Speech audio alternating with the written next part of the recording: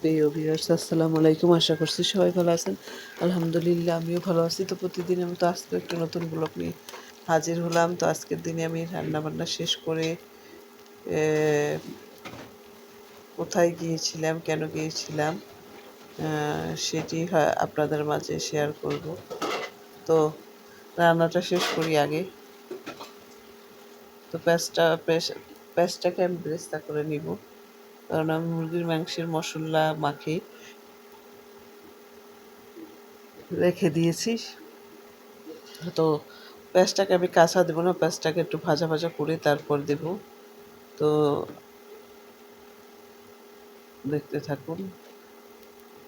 আসলে মাঝে মাঝে তরকারিটা বসিয়ে আবার কাজ করতে হয়, ফাঁকে চলে গিয়েছিলাম কাজের মধ্যে। এর মধ্যে বেশি ভাজা ভাজা করবো না। তো এই তো দেখেন মোটামুটি বেস্তা হয়ে আসছে। পুরোপুরি বেস্তা করব না। তো আপনার কালারটা দেখে, এখানে কালারটা অবশ্যই হালকা আসছে। তো এই যে এখন আমি এটাকে এই মুরগি আলু টালু দিয়ে এগুলো মাখিয়ে রেখেছি মশলা দিয়ে, তার মধ্যে ঢেলে দিচ্ছি। ঢেলে দিয়েছি।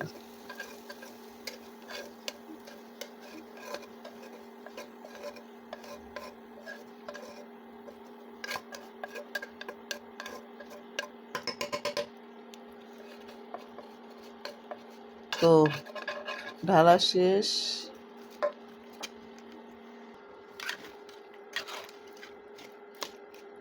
মশলা 1 ঘন্টা আগে ম্যারিনেট করে রাখছিলাম। তো এখন আমি চুলায় দিয়ে গেছি সিলিন্ডার দেবো, কারণ ওটা এই পাতিলে তেমন একটা জাল লাগে না, এই জন্য সিলিন্ডারে চলে গেলাম। এক কষানি দেওয়ার পরে একটু পানি দিয়ে দিয়েছি, আর একটা কষানি দেবো।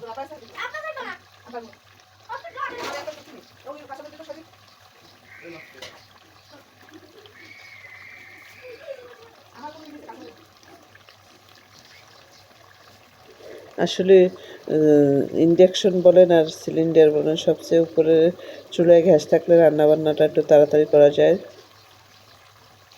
তো আমি তাড়াতাড়ি রান্নাটা করে নিব। আজকে ভিডিওটা বড় করব না।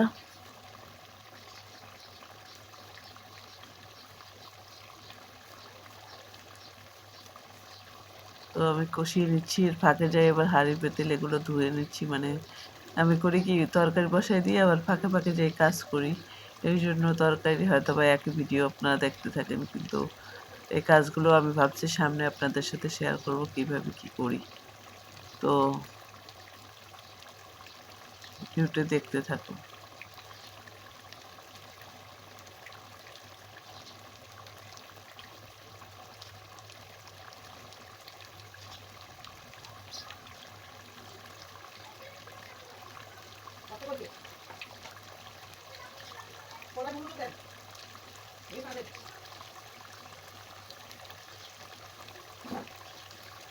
এই তো কষানো প্রায় শেষ হয়ে আসছি।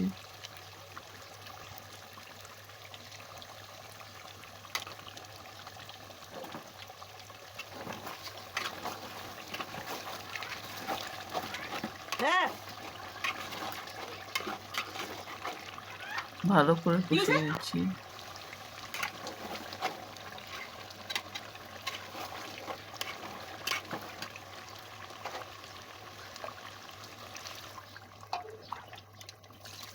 দুই কাপ পানি দিয়ে মানে আমি আবার এটাকে রান্না করে নিচ্ছি।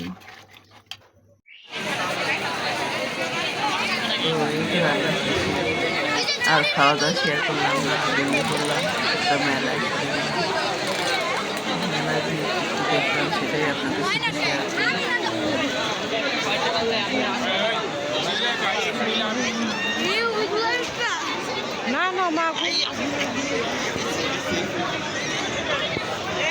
তো মেলা ঘুরতে ঘুরতে ভালোই লাগছে। আসলাম কয়েকজন মিলে এসে দেখে নিলাম মেলাটা কেমন।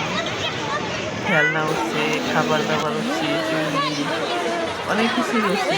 মানে মেলাটা ছিল।